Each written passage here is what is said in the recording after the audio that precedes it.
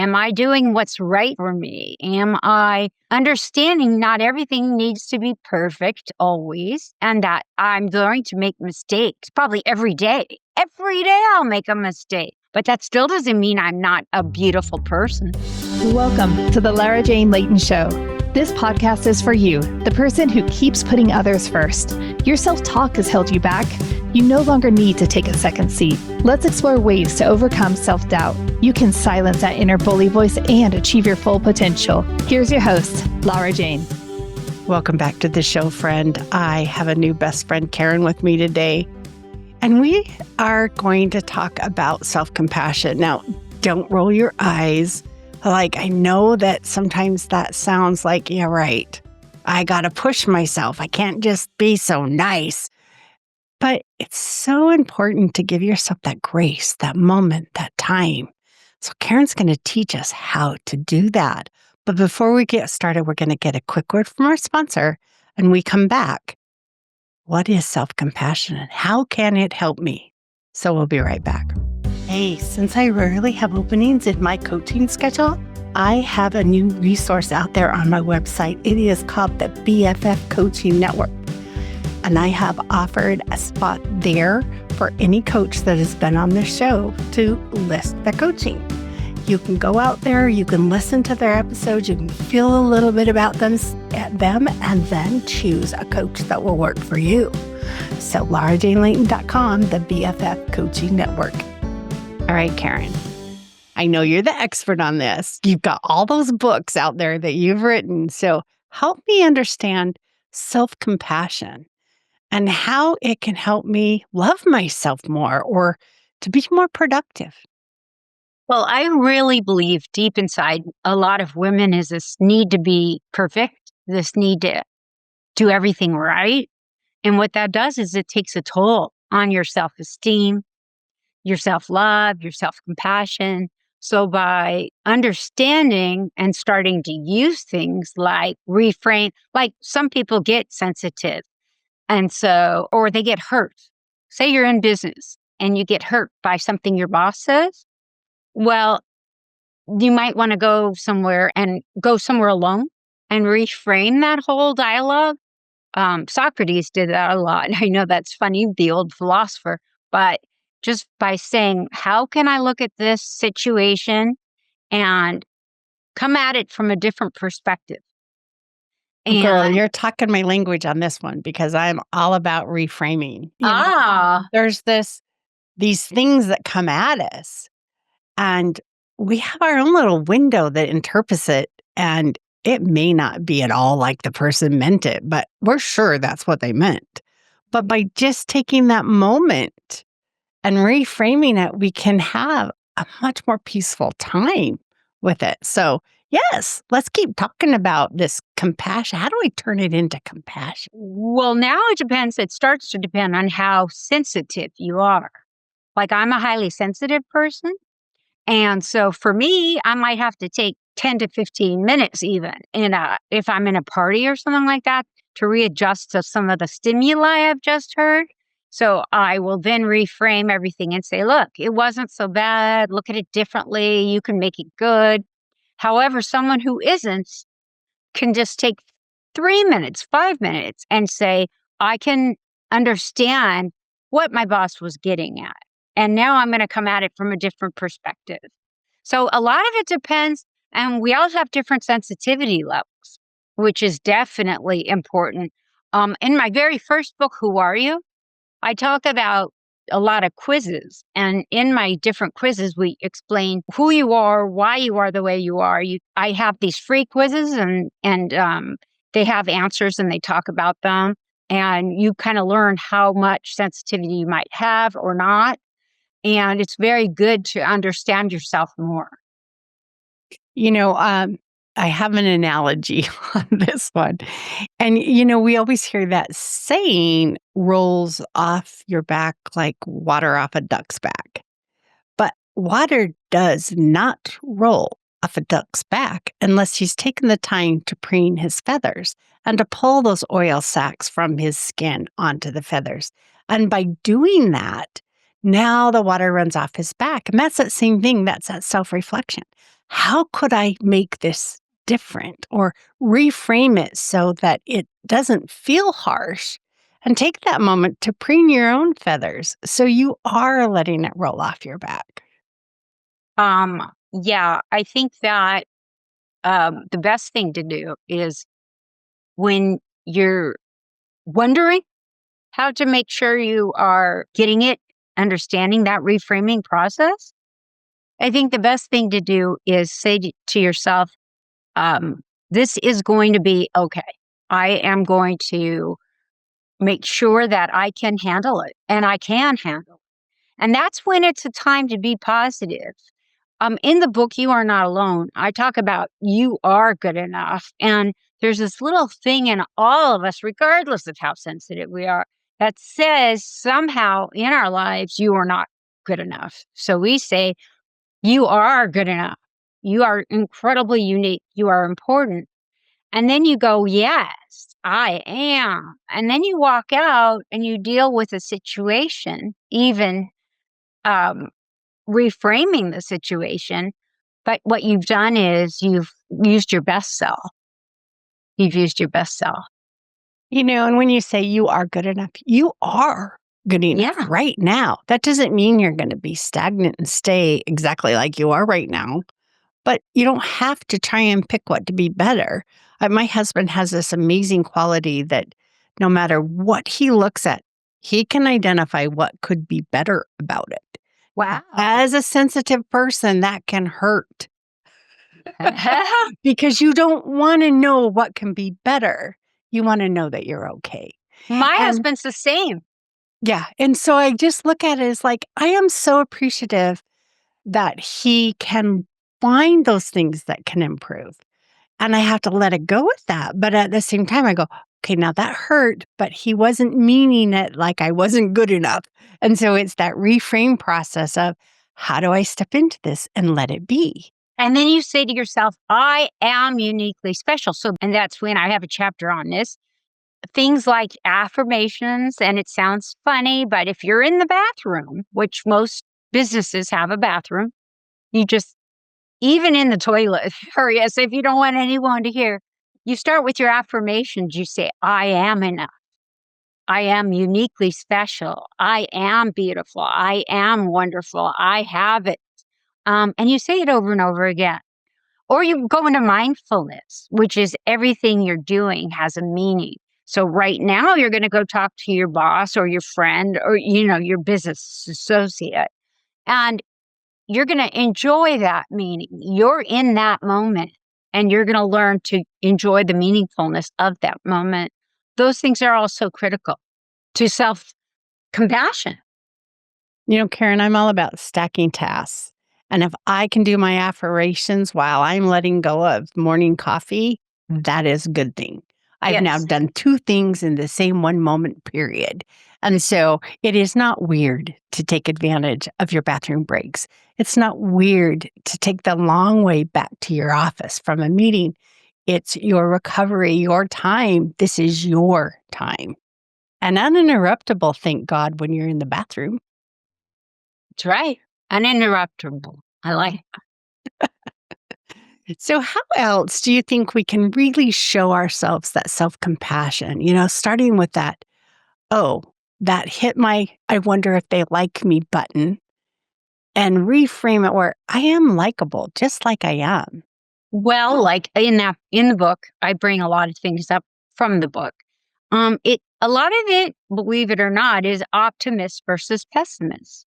So if you look at the world as a half full world, you can say this is going to be good, and you may have to learn to do that. Some people are naturally more pessimist, but it's an important skill to learn to become more optimistic. And as you become more optimistic about your life, you can become more self compassionate. And that's very important as well. My glass is always full. It just is a combination of air and water. Ah, So, you can look at it in that, maybe I need to add more water. That's my refueling process. Your Yeah. car doesn't go forever just because it was filled up once. Why do we think we need to be able to go forever and fill up just once? True. It doesn't make sense, does it? It was like I also say it's like cleaning your windows. Oh, I can see so clearly now. Yeah. And a rainstorm comes and I don't see clearly anymore. It's time to look Right. at the window. We Yeah. have maintenance that we need to do for ourselves A lot. to be able to always look out in that optimum piece. And that's where the self compassion is. Oh, I might not be seeing this very clearly right now. Let me clean my window. Let me fill my tank up with gas. And Right. those are those self care steps that we take to keep us going. And there are many of them. They're just all about constantly knowing. People that are, so busy may not have time, but it's such an important 5 minutes to just, if they can, sit on a place in their bedroom or something and just do some mantras. And they can do American mantras, which are like, I am worthy. And just say it over and over. Put your arms together and kind of as in a meditative pose, which most people know by now for like yoga and meditation. But this is about mantras, which is another way of um, helping yourself to become or to stay self compassionate. So, to do that once a day would be amazing. Probably someone really, really busy might get 3 times a weekend, and that would be really good. Well, I've done them driving in my car. That's another one of those stacking my tasks. Good If plan. I can do something while I'm already doing something, then I haven't had to carve out a new time spot. I don't have to say, I got to go to bed by 9 so that I can do these things so that, I'm able to take advantage of time I'm already spending. Exactly. No, I love that. And we can all do that, right? One of my favorite one is the shower because I can imagine the shower washing away negativity or washing away that prior day. It's not just the dirt on the outside of our body, but I can take advantage of it and let it cleanse the inside through my thought processes. Now, let me tell you the most important thing I think, besides being centered is very important, trying to stay centered. And I have that in my last book. Uh, or was it in my next book? I don't remember. But my last book. But anyway, it talks about being centered and the best way to become centered, and it's very important for people who can get out of whack a lot. But I think the most important part of self compassion is gratitude. I think when you're grateful, it's really hard to be thinking constantly of yourself or what you're too busy to do or what somebody's done to hurt your feelings. Even me, as a highly sensitive person, I will get out of myself. I'm like, I'm so lucky. I am healthy. I have this and this and this, and the world is spinning on its axis right now, and everything is okay. And if you stay with gratitude, it's just so hard to go to that negative place. That's what I think. Can't remember the whole quote, but it's, the he who has it all is always not, or he who wants more is not as happy as he who is thankful for what he has. I have everything I need for today. That doesn't mean I don't want something new for tomorrow. That doesn't mean I can't add. But what I need to get through today, I don't need anything else. And having that comfort level that I'm okay Yes. is so powerful. It's so powerful. And gratitude is just, if you do it every day, it gets you out of your phone. And then you say, now what's going to be meaningful and give me purpose today? What? I'm going straight from gratitude to that. Do I like to cook? Do I like to sew? Do I like to garden? What means something to me? Do I like to do artwork? So many things. Well, if I'm really busy, I might not have time for all those things. But there are things you can still do, maybe on a limited time frame, that will make you feel very meaningful and give you self-compassion. Even if it doesn't, you can make sure that you make it condensed. You can make it, maybe you can make it into a half hour kind of deal where that becomes your self-compassion time. Where, say, you like to cook, but you want to make it fast because you are that person that is so busy. But you could still do things that you love to do that give you meaning, personal meaning. So you have that self-compassion. I think it's really important that we put time on our schedule for us. If you don't get it in there right now, it's not going to be available. It's kind of like that story that they have with you put the big rocks in first, and then you can add the little rocks, and then you can add the sand, and then you can add water. But if you add the water first and then you put the big rock in, it's going to flow over. Yeah. And so taking that moment to schedule that time, that doesn't mean you can't move it. That doesn't mean it's stuck because life happens. Things change. But you've carved it out and it's available and tonight I'm going out with friends. This Yes. morning I sat down and text friends I haven't seen for a while and go, guys, it's time for we get together. Like, so we have something for a week from Friday. It's like, That's yes, beautiful. Yeah. because sometimes you just got to make the time.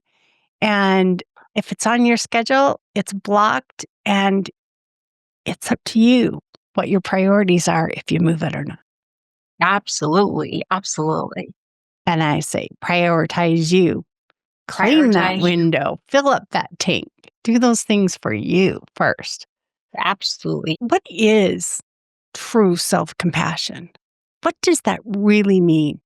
So I think it means when you really inside start to feel powerful, like you've learned to love yourself. And love is a funny word, but when you can say, when you can wake up in the morning and say, I'm a good person, not maybe, yeah, you can say I'm a special person because you are. We're all unique. We're all special. In fact, by the point in time when you finish maybe understanding yourself, you should be able to say, I have superpowers, and you should know what they are. We all have superpowers. Every one of us has a superpower. It could be kindness. It could be listening. It could be um, having this natural smile on your face. Have you seen those people that even when they're sad, they look like they're smiling? They just go, I want that face. Then you Natural, can give it, yeah, not the the natural natural bitch smile. face. Yeah. Yes, I do have that one sometimes, but No, I get it. so as we are doing this self-compassion and getting into giving ourselves that space, I'm gonna fall. I'm gonna say something stupid. Life is gonna happen, and I'm here on this earth because I'm not perfect. And Absolutely. I think compassion includes being okay with falling down on your face and watching the strength that you have already to get back up. You And didn't and have to that make that. I can tell you, for me, a story, and for me, it's negative looping. My head can go into this Oh, negative loop, and I can pull, it can go down and down. the So, spiral's going the wrong way. yeah, it's like, "Whoa." So I have learned how to stop that and how to say, "Is this helping me? Am I doing what's right for me? Am I understanding not everything needs to be perfect always, and that I'm going to make mistakes probably every day. Every day I'll make a mistake. But that still doesn't mean I'm not a beautiful person." And once you say that to yourself over, this is all about those affirmations. If you could say those 100 times a day, they will start to get into your head. But the part about getting out of those negative thought loops is critical. And when you say I made a mistake, and that's like,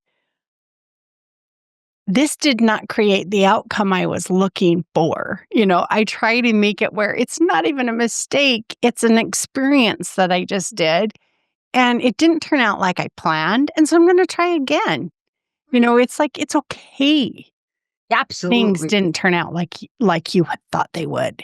Go to the hairdresser. They cut your hair too short. Oh, well, it'll Yeah. grow back out. There's things that we look at as I try, like, what is this that it can teach me? Even the biggest fall down or what we want to frame as a mistake is something I can grow stronger from. And looking at that gratitude of, this gives me another opportunity to get back up off the floor and keep that strength that I've built. You don't go to the gym one time and lift 100 pounds. You might go and build up to the 100 pounds. But it's like, okay, I made my goal. I'm done. Right. 3 weeks from now, you're not lifting that 100 pounds again. And so it's, what is it? It's like, I can give myself that compassion to be okay if I can't lift the 100 pounds today and to work back up to it. So you have it. You totally have self-compassion. There you are. We're teaching our friend what this is. And so how can our friend here with us really dig into that self-compassion and live it? Well, mostly by learning some of the techniques, hopefully, that maybe they have them all. And that would be great if they would use them all. Some people, know them, but don't use them. Got to use them. Well, And that's me in diet books. I can oh, tell you everything about a diet, all the ins and outs, the macros, the micros, but until you feel it and you own it and you do it, the knowledge does no good. right. So that's why in my book, you've got to be feeling a little bit like, I would say you need more self love. You're feeling a little bit down. And so what do? You really listen because when you're feeling down, you're going to listen more and you're going to understand more. You're going to try harder, I think. And I kind of call that self-reflection. Hmm. It's like, how did today go? When did I feel down? When did I feel up? How did that come about? And as we learn what gets us into that downward spiral instead of that upward spiral, we're able to shift before or at the beginning. You might be clear at rock bottom and you build your way up and you go, oh, I got halfway down before I realized it. That's okay. I realized it before I hit the bottom and I got back up. And as you go through this process with that self-reflection and that true self-compassion, you get the strength to prevent it instead Yes. of build back up. Yes. Windshield wipers are halfway done, right? Yeah. How big is your rainstorm today? How fast do those windshield wipers need to be on? Is it a pause? It's just enough that I need it every few seconds to clean my windshield. Or is it such a downpour that they've got to go high speed as fast as possible and I can still barely see? And You then you know, can still get out of it. You can yes, still, yes, go no to the matter how. garage. Yeah. Yeah. And crying. You can cry. And it's just learning to recognize in it. And is the car bad because it had to put its windshield wipers on full speed today? No, it's just a different day. We don't judge our inanimate objects. We shouldn't judge ourselves. Absolutely. And I just use that evil word should. We can learn We to do could. without it. Yeah.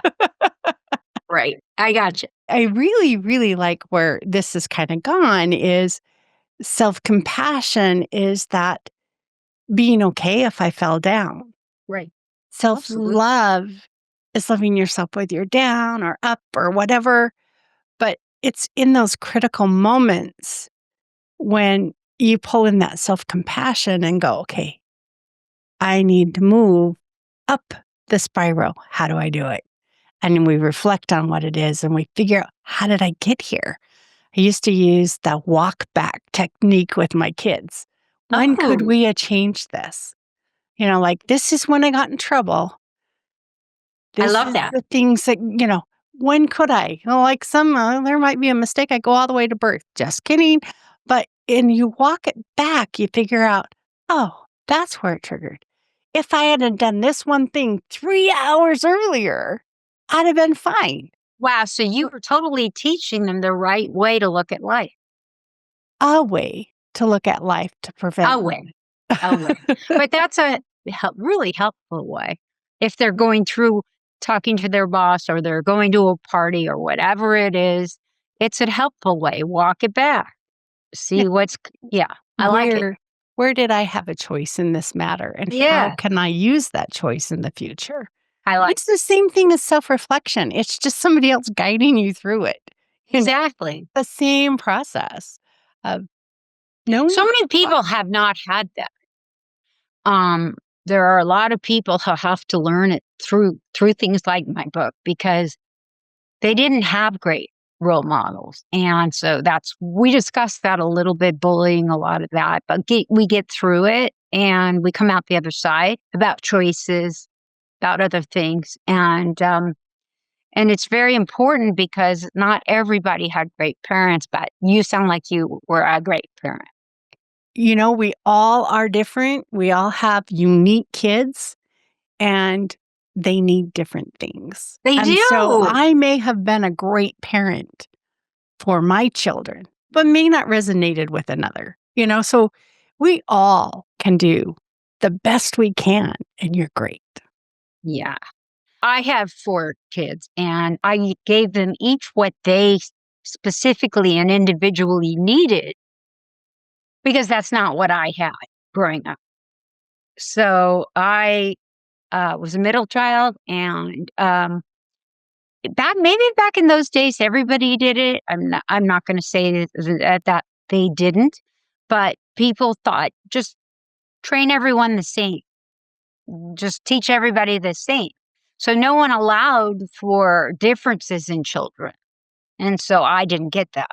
I My older sister was much more extroverted than I am, let's say. And so, you know, I just got lumped in with everybody else. And I just, said to myself, first off, I want a big family, huge, like 7 grandchildren, 4 children. I just want it all because I wanted to remake what I felt like I wanted to have. But I did teach each one separately, individually, take them out. My husband and I had what we called parlor time, and every Friday we would sit with our kids one by one and ask them what they needed, ask them what made them happy that week, ask them what made them sad that week, ask them what we could do to help the process. And there were a lot of things we sat there and talked to them for as long as they needed. We did that every week, all their lives growing up. I said in a book a long time ago, it wasn't like I was the best cook in the world, but I tried to cook them on the inside. I love that. It's like, I'm going to prepare you for the world. I might have to go to McDonald's to feed Yeah. you, but you're But I'm you're not ready. worried about it. Like, so many of my friends were, like, so obsessed with food, and I'd be like, "But you're never."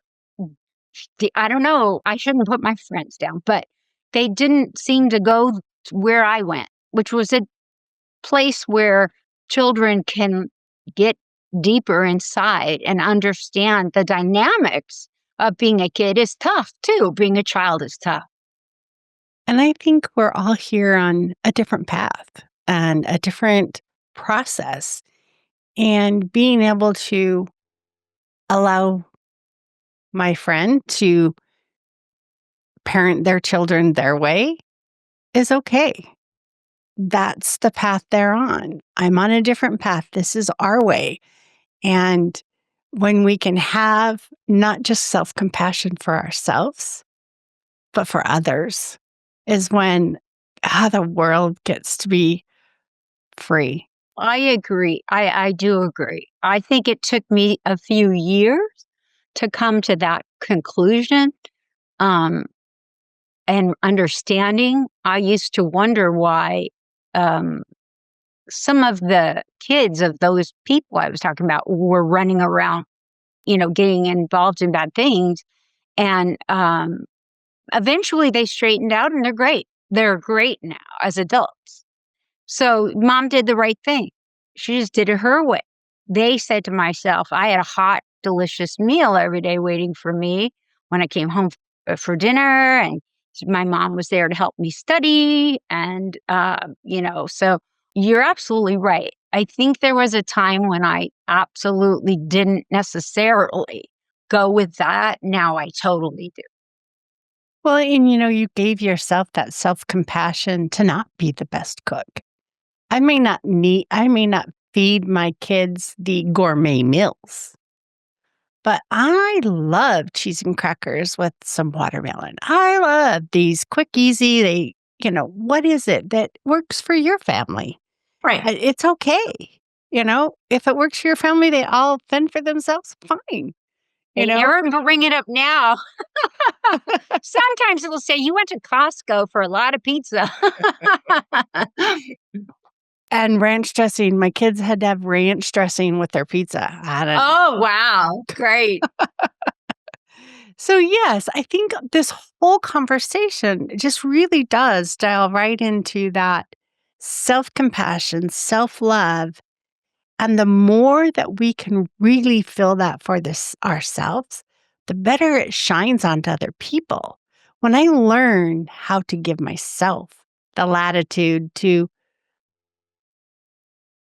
embrace right wrong when I just want it to be, like, that is wrong. No, it's just okay. It's just another path. It's okay.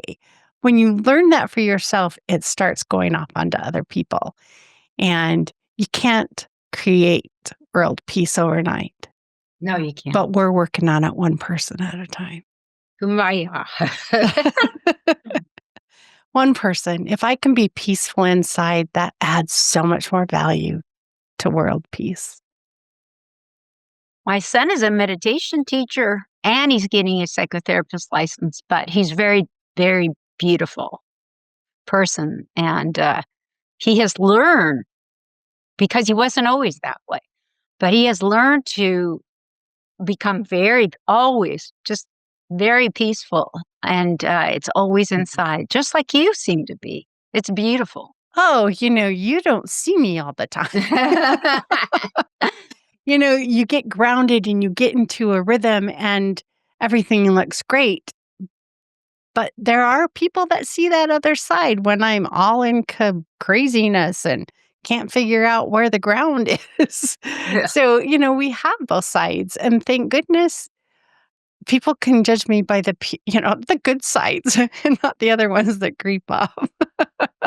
Yeah, I shouldn't say the good side, the ones that create more peace in the world. I agree. You seem like a sweetie. Oh, well, whatever. This is about you today, Karen. So, Karen, I really have enjoyed our conversation. Would you like to summarize it and then tell us? I think you had 6 or 7 books out there. Do 6 you want to books, yeah. tell us about them and then how to get a hold of you? Sure. So the first book, if you want to hear it all, is Who Are You? And it does give you MBTI. I don't know if you know about Myers-Briggs, but it's very informative about, who you are. It does bring in astrology because my husband's a double Scorpio and I wondered why he was the way he was. I found out. It has about 6 different types of personality typing. Things that are very important to Big five. people. The big 5, very important. It's another one. What about the one that starts with an E since you're listening? That's a really good one. Anyway, there's that book. Then there's Dreamscapes, which talks about the top 25 most common dreams we have and the subconscious um, what we dream about and what the subconscious meaning is, the conscious meaning, and then putting it together into an overall meaning. The third book is You Are Not Alone. The first book actually was Subconsciously Speaking. And that was when I was a hypnotherapist active. And so I'm sorry, that was done 9 years ago, but it's still very relevant. And it's about things that we know and learn through hypnotherapy. This book, You Are Not Alone, is the fourth. The fifth is Up in the Air, which talks about centering philosophy. It talks about vibrations of the earth, all kinds of things that are relevant to how the earth is the way it is. And I really kind of went into kinds of directions. And getting centered. And getting centered mostly. Thank you. And then the last book is called The Illusion of Perfection. And it's called Perfectly Imperfect, which I think will appeal to a lot of people, because I think we all have this need inside that we have to get rid of. And I really explain a lot in that book about not needing to be perfect, not wanting to be perfect, like you said. And I say it, who created that measuring stick? Yeah. We are trying to own up to a perfection that was taught to us, Right. not the perfection that we feel in our bodies and who we really are authentically. So who created that measuring stick? I don't need to measure up to yours. I need to measure up to mine. I totally agree. So that's part of it. A lot of people don't follow that. And they will. They can. They can if they choose. And if they want to continually strive after another measuring stick, that's okay. It's a tough situation. You want to please people. And what is the garden party? Can't please everyone, so you got to please yourself. I like that. I know that. Yeah. Yeah. Anyway, so last thing is, if you want to go to my website, it's www.eternalempath.com. Is that easy to spell? And it's in the show notes. So they can just jump right down there and grab it. All this information is there waiting for the person who wants to explore more.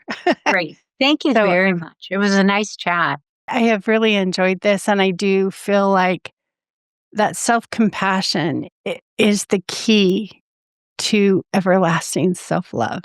I totally agree. And it might sound a little bit vain, but self-love is not thinking you're better than everybody else. It's thinking that you are who you want to be. And that's the power behind all of this work that we do, is who are you? And are you happy with it? If not, it's okay to change. Agreed. So thank you so much, Karen, for joining us today. I love my best friends. They're just energize me and make the week just so beautiful. So you have added to my beautiful week. So thank you. Thank you so much. Well, you're welcome. I was going to say thank you. Beat you to it. Yeah. So let's get to close it out. So Karen and I are not licensed medical or mental professionals. We are here for entertainment. People that have been along a path. And if we can shine a light to help you see the bumps before you trip, we'd love to do that. So thank you for joining, and stay tuned for the next episode. Are you tired of waking up exhausted? You are not alone. If you're looking to take your life back, let's start with the simple step of adjusting your self-talk. Stay tuned for the next episode with your host, Lara Jane. Remember to follow the show so you don't miss the next simple step that you can use to feel more confident. And please leave an honest review.